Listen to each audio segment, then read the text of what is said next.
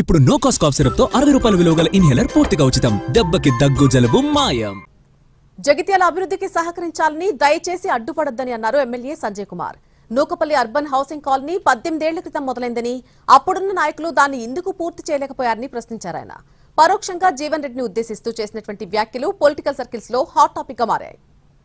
తీసుకున్న నిర్ణయం తీసుకున్నప్పుడు తప్పకుండా కొన్ని ఒడిదొడుకులు ఉంటాయి. మనకి ఇవాళ ఎస్ఆర్ఎస్పి కాలువలు వచ్చినాయంటే 100 గ్రామాలు పోయినాయి.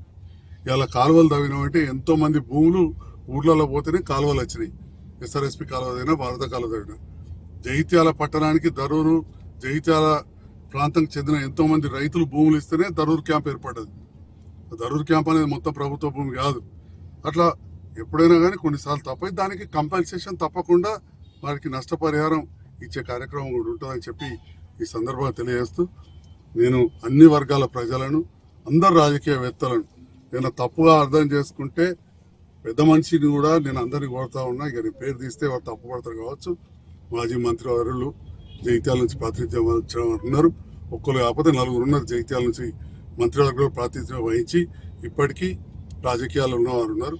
వారందరినీ కోరుతున్నా